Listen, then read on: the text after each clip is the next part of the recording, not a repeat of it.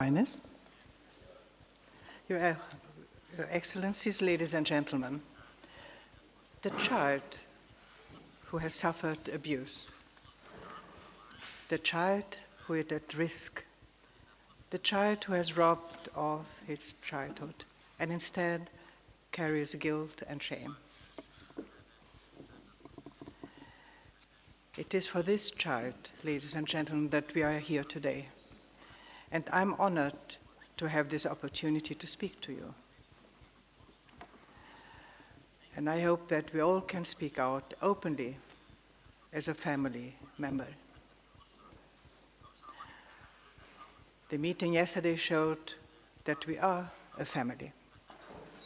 So 20 years ago, I founded World Childhood Foundation, and I hoped that as a queen, I could use my voice to shine a light on the global problem of child sexual abuse and exploitation. To speak about the unspeakable and to give children back their right to a childhood. My hope then was to soon close the foundation, that it would not longer be needed. But instead, 20 years later, here we are, with an ever-increasing number of children at risk of abuse and exploitation online. Next week, on the 20th of November, we celebrate 30 years of the Convention of the Rights of the Child. This same year also marks the 30 years of the World Wide Web.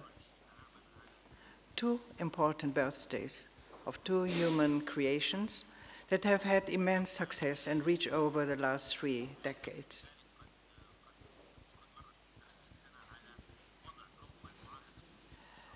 They were born in the same year, 1989, and their developments are intertwined in a powerful way.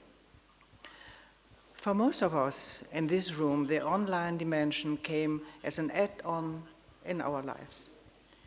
We first experienced the real life of play, friendships, faith, and profession that we can now see and feel. Later, the screens brought an additional virtual universe. But for the majority of children today, that distinction is not relevant. The digital world is simply a part of the world they live in. Learning, playing, and interacting with their peers, they move seamlessly between the virtual and the tangible. The joys and opportunities of life are found both offline and online. And so are the risks and vulnerabilities.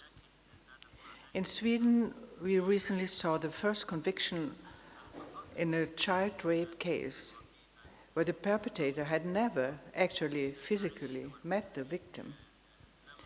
The judge acknowledged what child psychologists have long told us.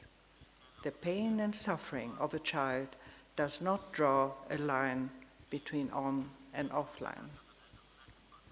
Child sexual abuse committed online is not less harmful or hurtful than abuse taking place offline. On the contrary, the fact that abuse is spread on the internet actually makes the suffering worse. A young woman who was sexually assaulted and filmed by her father when she was 11 said in a recent interview, "You are just trying to feel okay and not let something like this define your whole life. But the pictures online keep it alive." Already in the early days of the World Childhood Foundation, I learned about the risk of child sexual abuse and exploitation online. I learned that if there is a way to use technology for criminal or immoral purposes, then that is what will happen. Because abuse is profitable. We need to ensure that the pioneers of technology are working to protect our children, not providing new opportunities to exploit them. For many years now, Childhood has supported the development of tools and solutions to protect children, to identify victims and to stop perpetrators. But how shall we do that? One such tool is NetClean solution, NetClean, which detects child sexual abuse material on computers and in collaboration with law enforcement helps to stop the offenders and rescue the children. In 2003, this was the first and only tool of its kind. Today, it is used in over 110 countries. Next week, His Majesty and I have invited some of the world's sharpest minds on artificial intelligence and child safety for a round table at the Royal Palace in Stockholm. We want to explore how we can accelerate development and the use of technology for good. And I can see some already gathered here today, some of you. Indeed, the digital revolution offers not only a threat, but also a hope to child safety. However, technology alone cannot solve this issue. All stakeholders, policymakers, companies, civil society, and faith-based groups must come together. Recently, Childhood USA has co-chaired with Sain Group the Broadband Commission Working Group on Child Online Safety. Its report was launched on October 1st at the United Nations and has been endorsed by the Commission and many of the experts and companies here. The report outlines recommendations and a clear roadmap for all stakeholders to deliver on our obligation of child online safety. Implementing child protection strategies into national broadband or digital plans is one of its recommendations. Another is to develop and implement technology-driven solutions.